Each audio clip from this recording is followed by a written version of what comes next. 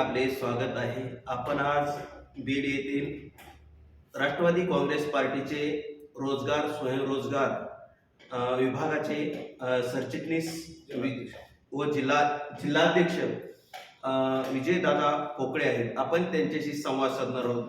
दादा, एकदा आमच्या प्रेक्षकांशी नाव सांगा। मी विजय सीताराम पोकळे एनसीपी बरोबर बऱ्याच वर्षाला काम करतोय आणि या स्वरोजगार आणि स्वरोजगार विभागाच्या अंतर्गत अनेक लोकांना रोजगार उपलब्ध करून देण्याचं काम करण्यात आलेलं आहे।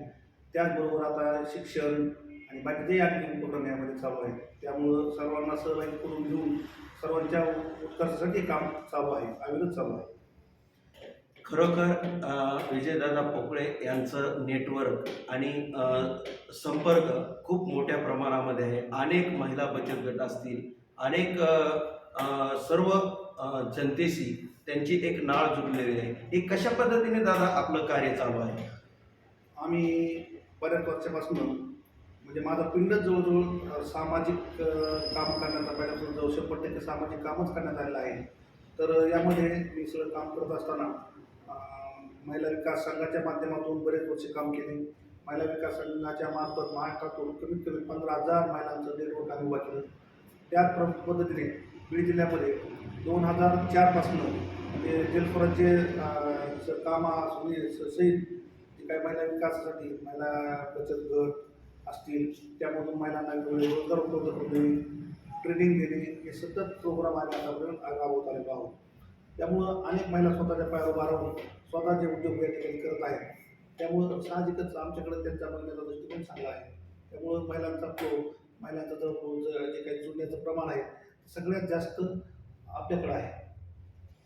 तर आपण ज्या आज सध्या लोकसभेची निवडणूक चालू आहे बीड जिल्ह्यामध्ये 2024 आणि महाविकास आघाडीच्या जे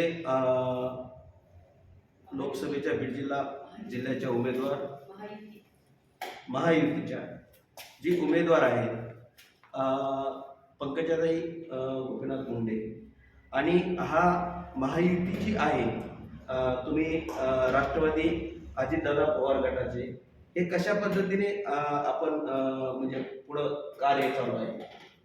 महाराष्ट्रामध्ये जी युती झालेली आहे त्यामध्ये भाजपा, शिवसेना शिंदे गट आणि अजित पवार गट या सर्व मिळून या ठिकाणी महाराष्ट्रामध्ये 45+ जागा म्हणजे निवडून आणायच्या या उद्देशाने या ठिकाणी त्यांनी निवडणूक लढवत आहे। त्याच पद्धतीने महायुतीच्या बीड जिल्ह्यासाठी ज्या लोकसभेच्या खासदार आहेत पंकजाताई मुंडे याही सक्षम आहेत आणि मला असं वाटतं की मागच्या त्यांच्या बहिणी होत्या प्रीतमताई मुंडे यांच्यापेक्षा अधिक मताने निवडून येतील असा आम्हाला विश्वास आहे।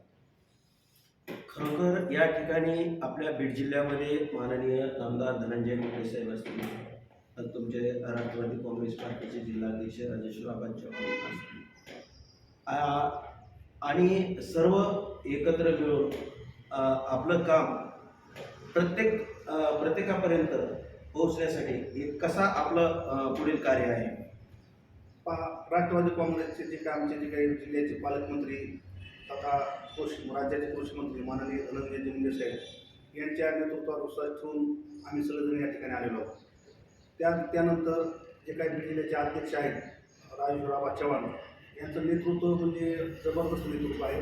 त्यांच्या नेतृत्वाखाली काम करणं म्हणजे अनेक गोष्टी शिकण्यासारख्या आहेत। तर त्याचप्रमाणे आमच्या जे काही महिलांच्या ज्या जिल्हा अध्यक्ष आहेत प्रज्ञाताई खोसरे त्याही अतिशय उत्कृष्ट पद्धतीने काम करत आहेत। त्यांचं सगळे सहकारी असतील त्यामध्ये पूनम मॅडम असतील, अनुराधा मॅडम असतील किंवा बाकीच्या जे काही महिला आहेत त्या सगळ्या महिला अतिशय उत्कृष्ट पद्धतीने या ठिकाणी काम करत आहेत। महिलांमध्ये मिळून मिसळून काम करण्याची वृत्ती त्यांची चांगली असल्यामुळं या ठिकाणी उत्कृष्ट पद्धतीने अशा पद्धतीचं काम या ठिकाणी म्हणजे होऊ लागलेलं आहे। याचाच फायदा म्हणून महायुतीचे जे उमेदवार आहेत पंकजाताई मुंडे त्यांना चांगल्या पद्धतीने होऊ लागलं आहे या ठिकाणी।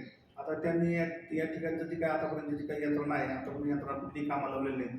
आता यंत्रणा जशी काम करेल त्यावर समोर दिसून येईल की काय काय होऊ लागलं समोर। तर या ठिकाणी तुमच्या पहिल्या जे रोजगार विभागाच्या सेलच्या जिल्हाध्यक्ष शीतलताई ढोंगरे या होत्या, त्यांनी आता तुमच्याकडे आता राजीनामा दिलेला आहे आणि त्या अपक्ष उमेदवार म्हणून निवडणूक लढविणार आहेत, याबद्दल आपलं मत काय आहे?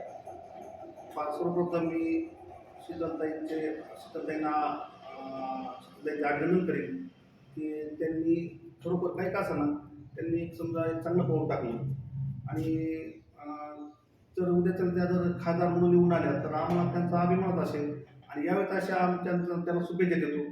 आणि आता कसं असतं की राजीनामा तर द्यावाच लागणार, कारण ज्यावेळी पक्षातून बाहेर जाऊन तुम्हाला जर इलेक्शन लढवायचं तर राजीनामा देणं हे अपरिहार्य होतं. त्यामुळे त्यांना राजीनामा द्यावा लागलेला आहे. त्यांनी काही खास म्हणजे असं काही ठरवून राजीनामा दिलेला नाही, परंतु त्यांना इच्छा होती लढवायची. आणि त्यांनाही मला असं वाटतं की सपोर्ट चांगला आहे. तर त्या सपोर्टच्या अनुषंगाने त्या भविष्यामध्ये खासदार म्हणून निवडून आल्या तर संसदेत चांगल्या पद्धतीने उत्कृष्ट पद्धतीने काम करतील अशी आम्हाला अपेक्षा आहे. खरोखर आताच तुम्ही सांगितलं बरोबर आहे.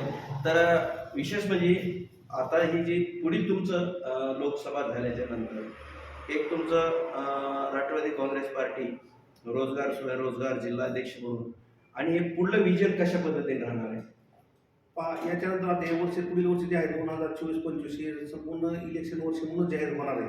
कारण याच्यानंतर लगेच हे झालं लोकसभा संपल्या की विधानसभा असतील, स्थानिक स्वराज्य संस्थांच्या निवडणुका असतील. आणि स्थानिक स्वराज्य संस्थांच्या निवडणुकीमध्ये जिल्हा परिषद बैलवाडी सर्कलमधून मी स्वतः जिल्हा परिषद लढवणार आहे.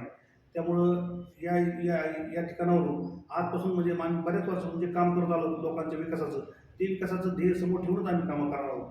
या ठिकाणी पक्ष उपपक्ष आम्हाला ठावे, सर्वांसाठी काम करत राहावे या उद्देशाने आम्ही काम करतो. आम्हाला बाकीचं पक्षाचं एवढं काही घेणं देणं नसतं. सगळे पक्ष आजही आम्ही भाजपबरोबर काम करत असताना पंकजाताई ह्या आम्हालाच आमच्याच वाटतात. कारण पक्ष या ठिकाणी मित्र पक्ष म्हटल्यानंतर त्यांना वेगळं मानण्याचं काही कारणच नसतो. त्यामुळं त्यांनी जास्तीत जास्त भरपूर मताने निवडून यावं अशी आमची अपेक्षा आहे. पुढील जे जिल्हा परिषद असेल, पंचायत समिती असेल, याचं तुमचं विजन काय आहे याचं? पुढील जिल्हा परिषद असेल, पंचायत असेल, बैलवाडी सर्कलमधून मी तुम्हाला सांगितलं की मी स्वतः इलेक्शन लढवणार आहे जिल्हा परिषदला. त्या ठिकाणी मी अपक्ष जरी राहिलो, कसं जरी राहिलो, कारण त्या ठिकाणी काम माझं एवढं मोठं आहे की त्या ठिकाणचा मतदार मला कधी डावलू शकत नाही. त्या ठिकाणी मी प्रचंड मतांनी निवडून याची मला खात्री आहे. आणि या माध्यमातून लोकांची सेवा आतापर्यंत जी आम्ही सेवा केली त्या सेवेचं फळ आम्हाला नक्कीच मिळणार आहे. तर पुढील जे या राष्ट्रवादी काँग्रेस पार्टीच्या वतीनं अजितदादा पवार याच्याबद्दल आपलं म्हणजे कशा पद्धतीने आपण एक मत व्यक्त करतात? अजितदादा हे अष्टपैलू व्यक्तिमत्व आहे, जे की ज्यांनी आता कसं असतं काही काही गोष्टींचा आता खरं शरद पवारांचं आणि अजितदादांचं वेगळं होण्याचं काही कारण नव्हतं. तात्काळ काही वय झाल्यानंतर माणसाने निवृत्त व्हायचं असतं, परंतु समजा आपणच हिरो म्हणून चालायचं पुढं तर हे काही बरोबर नव्हतं. आणि अजितदादांनी जी भूमिका घेतली ती योग्यच होती, म्हणून आम्ही अजितदादाबरोबर राहिलो. आणि भविष्यामध्ये अजितदादा हे आमचे हिरो असतील आणि अजितदादांसाठीच आम्ही काम करणार आहोत. त्यात काही कुमत असण्याचं काही कारण नाही. तर या ठिकाणी आताच सांगितलेलं आहे विजयदादा पोकळे यांनी की अजितदादा यांच्यासोबत आम्ही आहोत आणि पूर्ण ताकदीनिशी लोकसभेच्या उमेदवार पंकजा गोपीनाथ मुंडे यांना आमचा पूर्ण सहकार्य आहे आणि त्या निवडून 100% येणार आहेत अशी विजयदादा पोकळे यांनी खात्री दिलेली आहे. विकासनामा लाईव्ह, बालासाहेब पपाळ, बीड.